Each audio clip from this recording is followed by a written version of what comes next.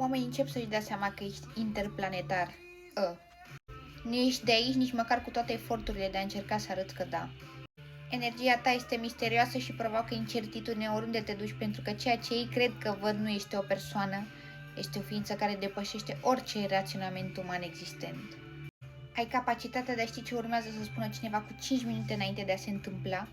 Știi premeditat ce se va întâmpla în viața anumitor oameni și uneori ești primul care le sare în ajutor și le spune ceea ce se va întâmpla, că ceea ce se va întâmpla este rău, însă nu te bagă în seamă, pentru că ceea ce spui tu este aberant și fără niciun folos.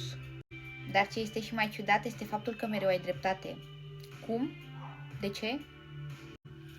Cum este posibil să ai acest nivel de inteligență? Simplu, pentru că până și timpul se oprește când respiri, ceasul nu mai ticăie când te uiți la el, aerul zboară în aceeași direcție în care gândurile tale se duc.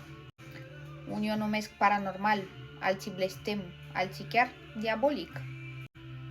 Însă ceea ce nu pot percepe este că Universul te iubește. Ești copilul Universului și dacă el decide că tu nu poți fi atins, o avalanșă de necaz și fenomene negative se vor întâmpla în viața celor ce vor încerca să îți păteze obrajii cu o singură lacrimă. Ești prea prețios, prețioasă, ca să fii murdărit cu privirile întrebătoare ale acestor ființe crude și nemiloase. Te iubesc.